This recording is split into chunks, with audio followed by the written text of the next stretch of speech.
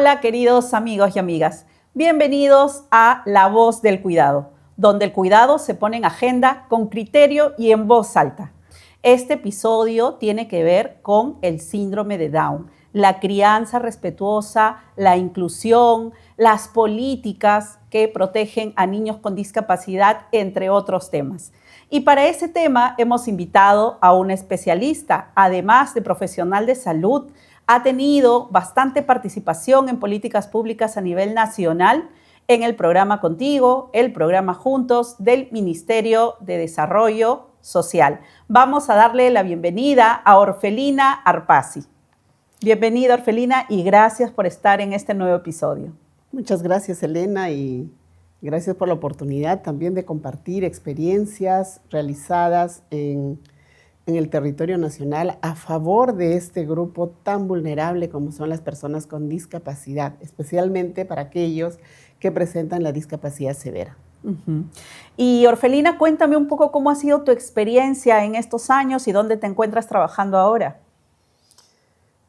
Los últimos 5 años he trabajado en el Ministerio de Desarrollo e Inclusión Social prácticamente desde 2018, más de 5 años. Estuve en el programa Pensión 65, viendo políticas públicas a favor de las personas mayores. Luego pasé al programa nacional Contigo, que tiene que ver exclusivamente con las personas con discapacidad severa, impulsando de igual forma políticas públicas para aquellos que tienen doble vulnerabilidad, el ser pobre y el tener discapacidad severa. Entonces creo en esta ocasión que es muy importante resaltar qué estamos haciendo, qué rol estamos jugando como Estado a favor de esta población vulnerable que se encuentra en el ámbito, ¿no?, nacional, en el territorio nacional. Seguidamente pasé al programa nacional Juntos. Para mí, trabajar en el Ministerio de Desarrollo e Inclusión Social, trabajando con los más pobres, ha sido una experiencia enriquecedora. En el programa Juntos hemos trabajado con los niños, niñas, adolescentes, gestantes, con las mamás, con estos grupos tan vulnerables, especialmente con anemia, desnutrición, niños que están en edad escolar, en situación de pobreza, que hogares no tienen cómo acceder a los servicios públicos, con estos grupos que serán el futuro del país. El Ministerio de Desarrollo e Inclusión Social cumple un rol muy importante porque cambia vidas. El trabajar con estos grupos personalmente me ha enriquecido y estamos aquí para compartir justamente estas experiencias y qué podemos hacer a lo largo del territorio peruano para cambiar esas vidas y que todos podamos sensibilizarnos y trabajar a favor de estos grupos. Excelente, y te agradezco mucho el espacio porque tenemos varias preguntas que a veces la población necesita y de la que necesita respuesta porque no necesariamente lo va a tener en las personas a las que acude o en los servicios a los que requiere en los centros de salud, en los colegios. A veces tampoco lo va a tener en los medios de comunicación. Sí. Y son espacios específicos como este en donde abordamos preguntas que salen de la población. Uno de ellos, por ejemplo, es la pregunta de Guillermo. Guillermo es un padre de familia cuidador de la ciudad de Tacna, que en el episodio anterior nos habló de la experiencia de cuidar, proteger y amar a una niña con síndrome de Down. Fue un episodio realmente muy constructivo. No hemos victimizado en ningún momento a Tabata, que es la niña de la que hablamos. Todo lo contrario, Tabata es muy independiente, pero a lo largo del tiempo, desde que ella nace, ha tenido ciertas barreras burocráticas o barreras de discriminación, según lo que nos comenta su papá. ¿En qué sentido? Acudió a más de 3 colegios y cuando iban los papás les decían, sí, vas a cumplir ciertos requisitos para matricular a tu hija. Pero cuando se enteraban que Tabata tenía síndrome de Down, entonces ahí le decían que la figura cambiaba, que ya no se podía porque no tenían espacio, no tenían vacantes, cumplen con un cupo, o de repente la directora estaba de vacaciones. Entonces los papás se iban muy desmotivados, recién al 4.º colegio es que pudieron matricular a Tabata. Y quiero tocar ese tema contigo, que eres especialista y además estás como tomadora de decisiones en la parte política, de políticas públicas. ¿Cuáles son las brechas que tenemos en el sistema educativo? ¿Por qué los papás tienen esa desazón al momento de ir a matricular un niño con discapacidad?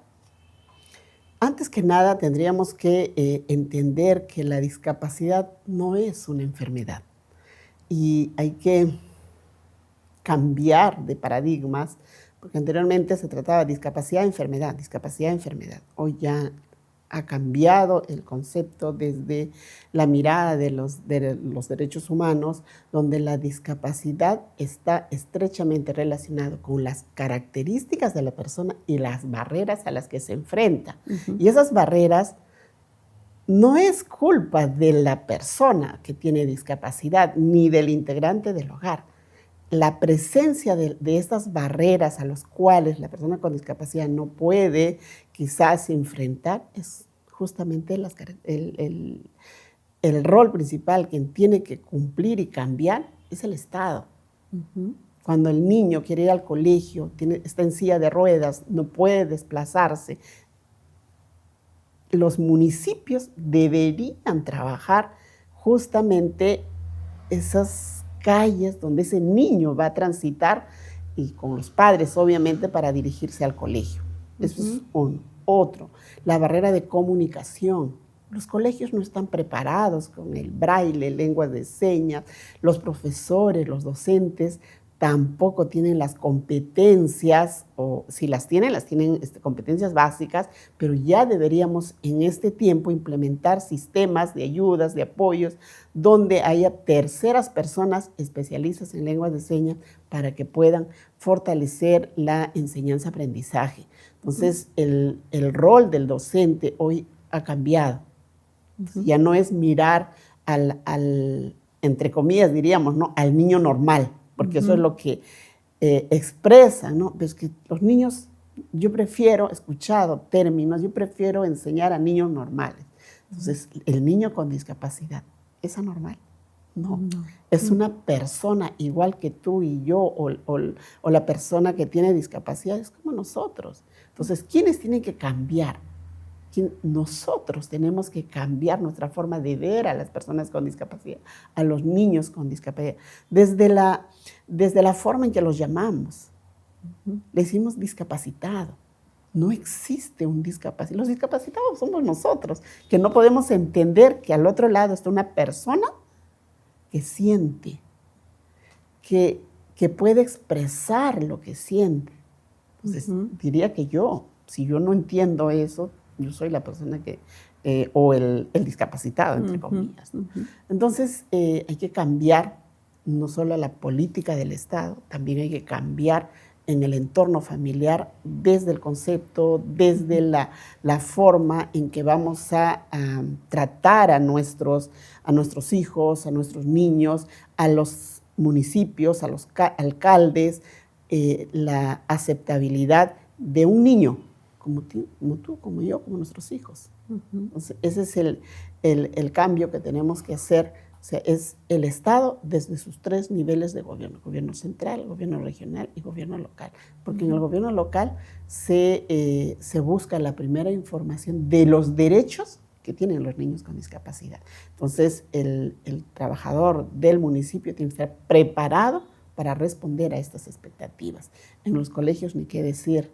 Este niño no debió, Tabata, no debió ir a 3 o 4 colegios. La norma, es cierto, dice, tiene que haber tantos niños o este porcentaje para que incluya, ¿no? Porque tenemos que ser inclusivos. No compadecernos, o sea, no aceptar a un niño con discapacidad porque me compadezco de él, pobrecito, eso ya no existe. Vuelvo a repetir, es una persona. Entonces nos corresponde como Estado, porque el colegio, los líderes, los dirigentes, las autoridades del colegio son quienes tienen que hacer los ajustes razonables para que ese niño pueda acceder a la educación inclusiva.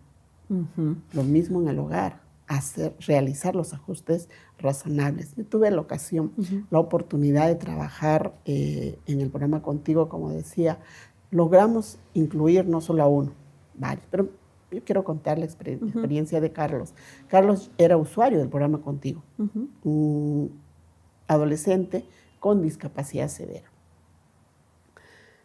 Tenía dificultad visual, tenía ceguera, iba al banco a cobrar acompañada de la mamá, iba, retornaba a su domicilio, otra vez, salía solo para cobrar. Un día hicimos una actividad de reconocimiento, porque él estaba estudiando, llevaba sus clases virtuales, estaba estudiando Derecho. Entonces hicimos un reconocimiento por la resiliencia de él, ¿no? A pesar de la discapacidad, él estaba estudiando Derecho, estaba ya en segundo año.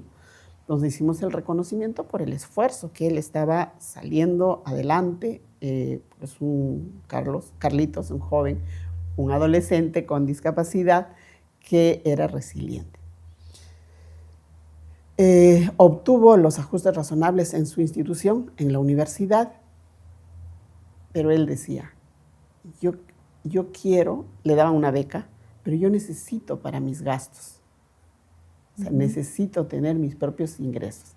Recibía del programa Contigo. El programa Contigo pues se entrega 300 soles en forma bimestral, que obviamente no es suficiente, ¿no? Porque los hogares hoy necesitan más. Entonces él dijo, yo quiero trabajar. Cuando él vino al programa, quería que le ayudemos a conseguir un trabajo. Y nosotros dijimos, no, aquí necesitamos una persona para que pueda atender justamente los reclamos, atención al usuario de la población en general o para consultas en caso que necesite atención. Hicimos los ajustes razonables, una computadora que le permita escuchar en lugar de leer, porque él tenía dificultad visual. ¿Qué crees? Carlitos se integró. Espero que hoy siga trabajando, porque yo ya no estoy en el programa Contigo. El trabajo que él realiza, maravilloso, al mismo nivel que sus compañeros. Qué interesante. ¿No? Dejó el programa Contigo, obviamente porque el requisito era no percibir, ¿no? Entonces, en este caso, él deja el programa Contigo, pero ahora ya no recibe 300 soles cada 2 meses. Recibe más que un sueldo básico cada mes, con su esfuerzo y sin dejar de estudiar. Entonces, para nosotros es una oportunidad, justamente el derecho que tienen los niños, los jóvenes, las personas con discapacidad, de que cada entidad tiene, entidad pública, el 5% de obligatoriedad de incluir a personas con discapacidad. Entonces, Carlitos cambia la vida de muchas personas, porque él es quien orienta con su experiencia a otras personas o niños con discapacidad. Un hermoso ejemplo de valor, de esfuerzo, de resiliencia, como bien dices, porque en realidad no la tienen fácil, ¿no? Y tú misma has comentado sobre la gran necesidad de educar a nuestros educadores, ¿no? Nuestros profesores a nivel primaria, a nivel secundaria, probablemente no sepan cuándo un niño tiene déficit de atención, cuándo un niño puede presentar autismo o cuándo simplemente no lo tiene y es un niño que está jugando, es inquieto y le dicen hiperactivo, que en realidad la hiperactividad también se diagnostica, ¿no? Entonces, sí hay brechas muy importantes en el sistema educativo, como lo comentabas, querida Orfelina, porque también son nuestros profesores, nuestros padres, las familias, quienes tienen que orientar a sus hijos para que puedan evitar este tipo de discriminación a la interna, ¿no? A veces comentarios o aislamiento pueden también lastimar a estos seres humanos que, como tú bien dices, debemos manejar el término adecuadamente. No le podemos decir el discapacitado, ¿no? Entonces, tenemos que manejar un lenguaje apropiado para que... Y el tema de inclusión también es algo que ha sido muy manipulado últimamente, ¿no? Cuando hablamos de inclusión, decimos, no tenemos el concepto real de inclusión. No se trata de subestimar a la persona que tiene necesidades, sino más bien de brindarle las oportunidades tal cual la tenemos todos.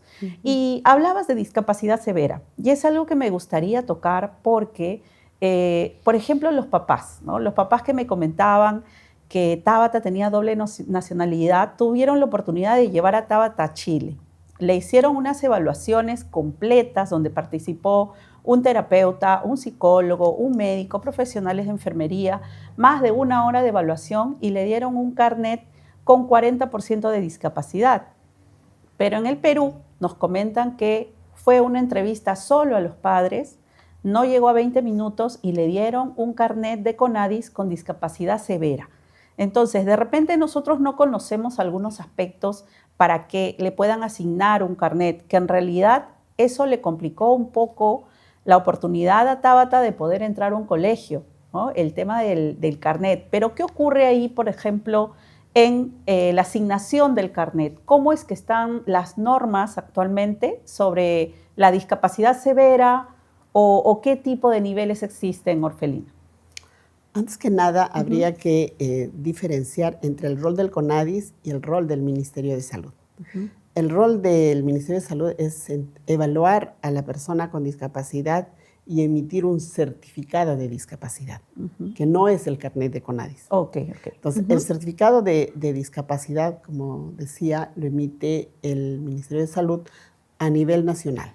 Todos los establecimientos, bueno, el 80%, 90% de los establecimientos de salud tienen médicos que evalúan la discapacidad. Estos médicos han sido capacitados por el Ministerio de Salud.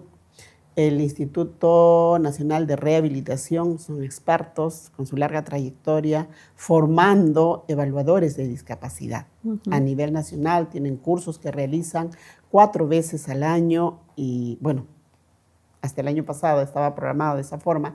Este año estoy seguro que continúan y posiblemente incluso haya un quinto porque justo hemos coordinado nosotros para que puedan incluir médicos certificadores en las vías que van a lo largo pues del río en la frontera del país, ¿no? Llega a los lugares más alejados, tanto en Loreto como también en el lago Titicaca, en Ucayali. Entonces, en las vías van, en las vías aéreas, terrestres y en las vías lacustres, van justamente médicos ya capacitados para certificar la discapacidad. Como había mencionado al principio, la discapacidad no se mide por enfermedad, por un diagnóstico del famoso código CIE como enfermedad, sino cuánto la persona, o sea, mis características de la discapacidad que tenga, puedo yo interactuar en la sociedad. Entonces, si yo tuviera discapacidad, si puedo vestirme, puedo caminar, puedo subir, bajar, puedo caminar sola con apoyo. Son diferentes, es una entrevista, como bien tú dices, pues extensa, que realizan los médicos. O sea, el profesional médico es el responsable. Del médico, okay. Sí, es exclusivo del médico, nadie más lo puede hacer. Pero el producto es un certificado de discapacidad leve, moderada o severa. Ok, leve, moderada o severa. Entonces, en el caso, ¿no? Ha sido una discapacidad severa. Entonces, dentro de la norma de evaluación, de la norma técnica de evaluación de la discapacidad, menciona que la discapacidad, como te decía, no es un tema de salud solamente o enfermedad, sino las barreras sociales, ¿no? Cuánto la persona puede interactuar con su entorno. Entonces, ¿qué se mide?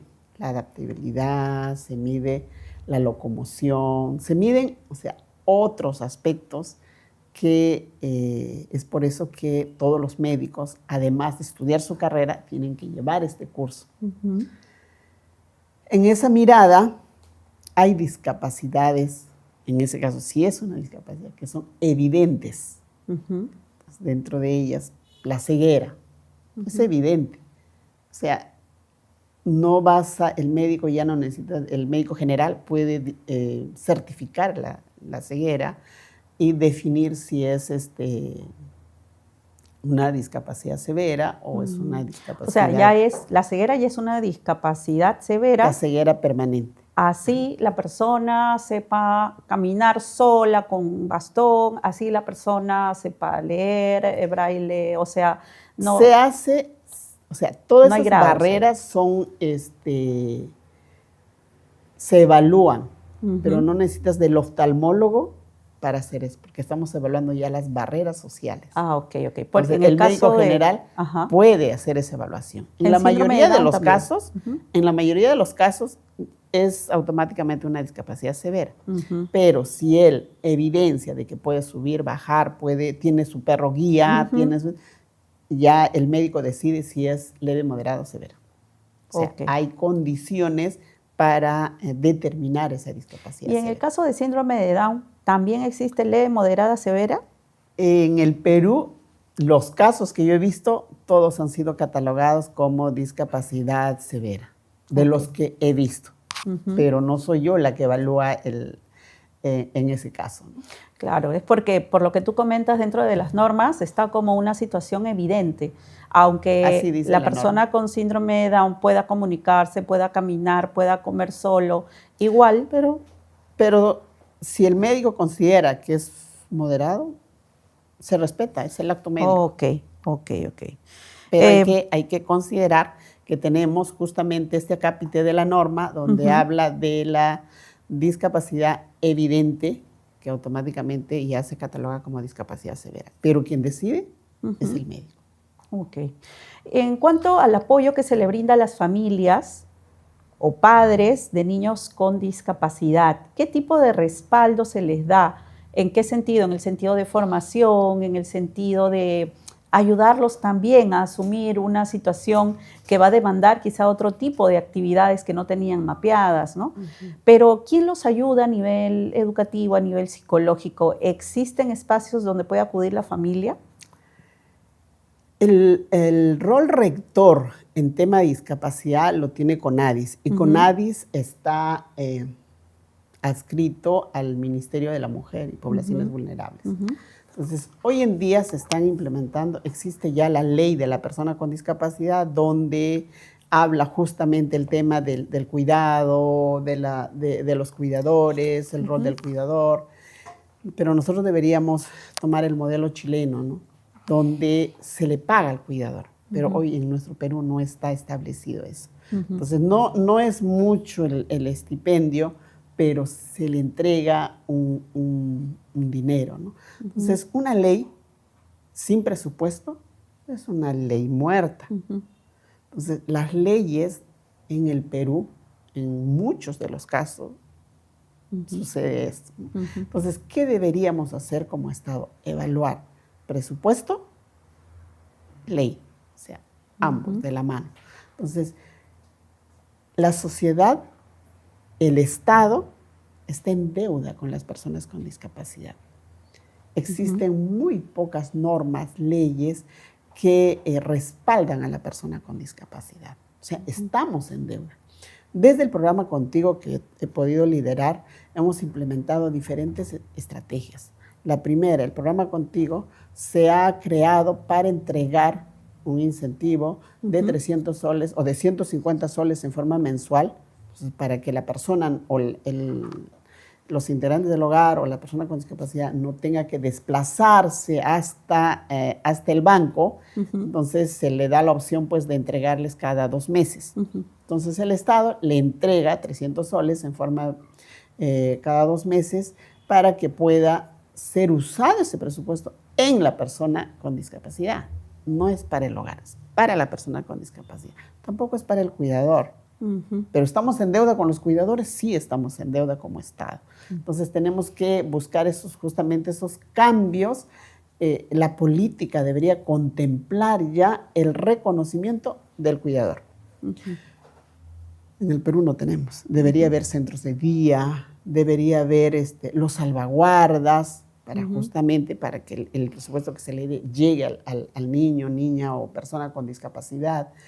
Existen muchas falencias. Por ejemplo, en Uruguay, Paraguay, tienen centros de cuidado por manzana para las personas con discapacidad.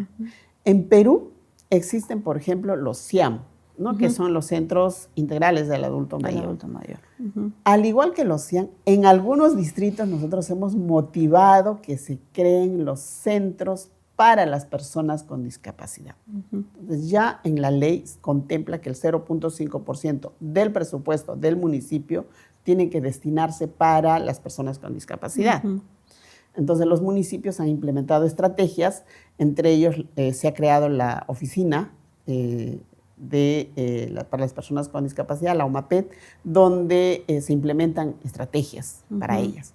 Lo que a mí me ha gustado, lo que hemos impulsado a nivel nacional, algunos han logrado, porque no ha sido, estábamos en implementación y luego ya, bueno, me cambiaron, donde debería implementarse un centro para las personas con discapacidad. Me gustó bastante en Puno, no, me olvidé el nombre, bueno, un distrito donde el alcalde, motivado, ha creado un centro exclusivo para las personas con discapacidad, para que puedan ellos ir allí a hacer sus telares, tejidos, bordados, zapatería,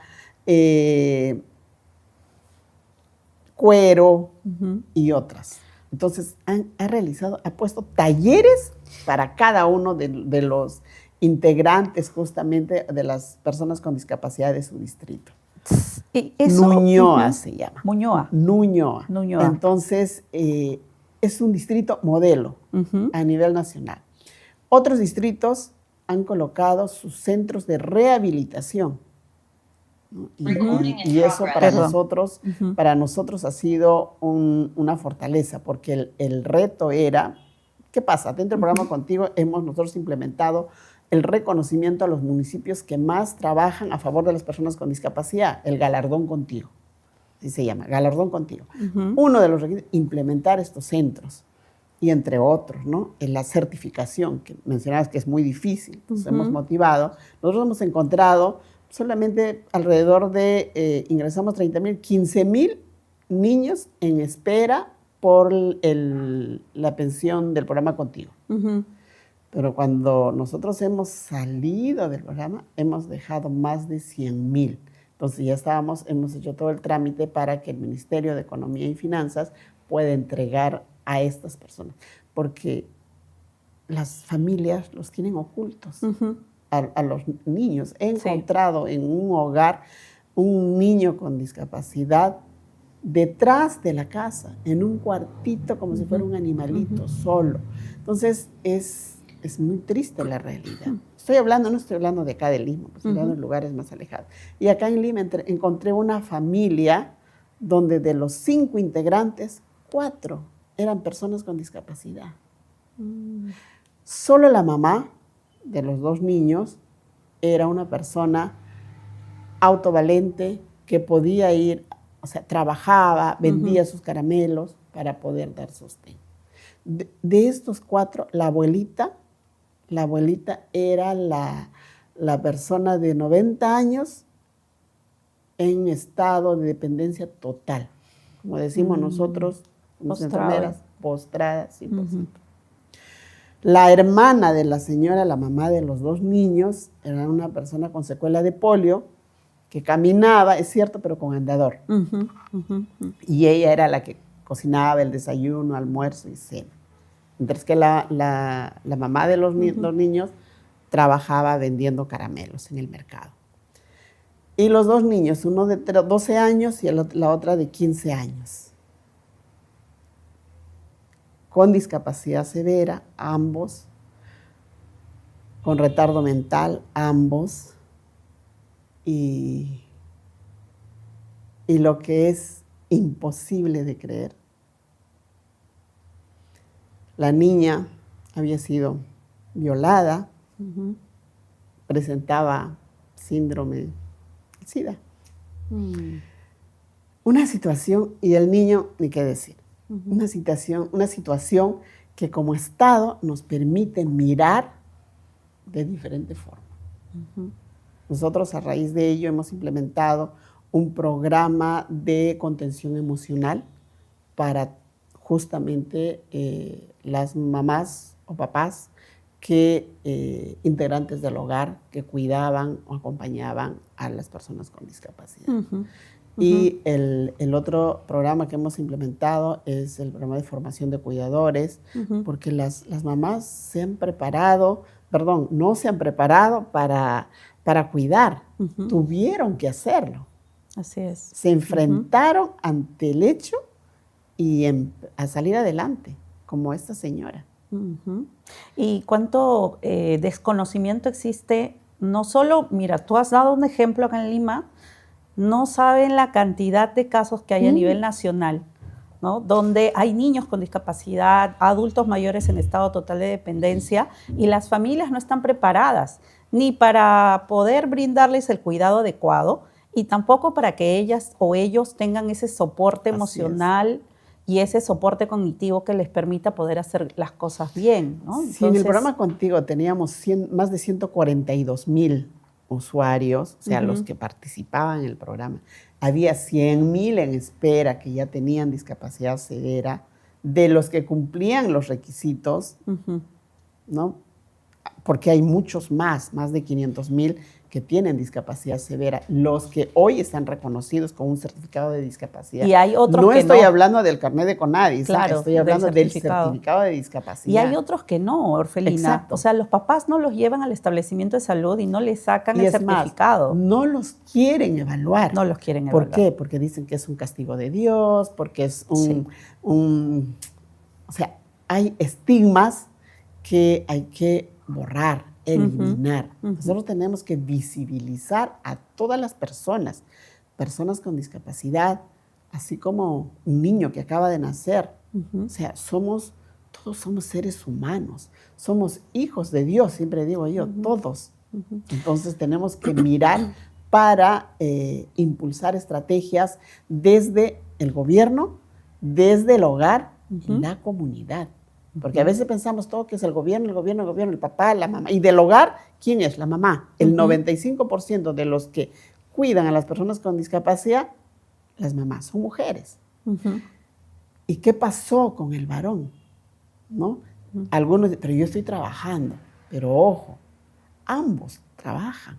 Entonces tenemos que hacer un alto en nuestro día a día, en el rol que cumplimos y donde estamos. Hoy ya no estoy en el Ministerio de Desarrollo e Inclusión Social, hoy estoy en la Seguridad Social, justamente igual trabajando en el hospital, Hospital Almenara, pero impulsando igual estrategias para fortalecer y acompañar a las personas que necesitan de nosotros. Qué bueno que sigas, Orfelina, trabajando en esta gran labor y realmente es un honor para mí poder conversar contigo, poder tener este espacio y vamos a mandarle un mensaje final a todas las familias que tienen una persona con discapacidad en casa, a las familias que tienen hijos sin discapacidad, cómo los podemos ayudar también para que ellos no sean esos casos de bullying en los colegios, no sean los que propician el bullying a otros niños con discapacidad. ¿Qué mensaje le podemos dar a las familias, querida Orfelina, en relación a este caso? A las familias que tienen un niño o una persona con discapacidad, no considerar a la persona como una carga. Tenemos que impulsar estrategias para llevarlos a la autonomía. Algunos dicen, ¿qué va a ser de mi hijo cuando yo ya no esté? Si nosotros hoy trabajamos para impulsarlos, si tú trabajas para llevarlos hacia la autonomía, no tienes por qué preocuparte. El Estado tiene que cumplir su rol y nosotros como comunidad, como sociedad civil, estamos para darte ese apoyo que tú necesitas. Excelente, Orfelina. Excelente. La segunda pregunta era dirigido a aquellas personas que no tienen un niño con discapacidad, una persona con discapacidad en el hogar. Es ser parte de ese cambio, reconocer que todos somos seres humanos. A esa directora de colegio que no quiso aceptar a Tabata, reconocer que tú eres parte del cambio. Miremos a los niños, a las personas con discapacidad, como un ser humano igual que tú, igual que yo. Gracias, Orfelina. Gracias a todos los que nos han seguido. Has respondido muchas preguntas que tenía Guillermo, el papá de Tabata, en relación a esta ausencia física. ¿Qué va a ser de ella cuando yo no esté? Y creo que ya tenemos la respuesta para ti, Guillermo. Y tenemos grandes retos como Estado, tenemos grandes retos como sociedad también. Quitarnos esos estigmas de la mente y dejar de mirar, entre comillas, mirar feo, ¿no? O mirar mal a las personas con discapacidad en la calle. No sorprendernos y de esa forma también educar a nuestros hijos para que sea una sociedad cada vez mejor. La discapacidad existe y tenemos que ayudar a que estas personas tengan las mismas oportunidades y conocer estos canales que nos ofrece el Estado, que si bien es cierto, no necesariamente son adecuados al 100%, pero existen y algunos los podemos aprovechar. Y si no, está este espacio también, La Voz del Cuidado, donde queremos promover ese contenido positivo y constructivo para llegar a más familias, hablar de cuidado y proteger al cuidador, porque creo que el cuidador y el familiar cuidador son lo que menos está, creo que la última rueda del coche, casi nadie se preocupa por ellos, así que queremos trabajar también para que ellos tengan esta información que los va a ayudar a cuidarse a sí mismos para que puedan brindar un cuidado de calidad. Muchas gracias por seguirnos y gracias, Orfelina, nuevamente. Nos vemos en el siguiente episodio.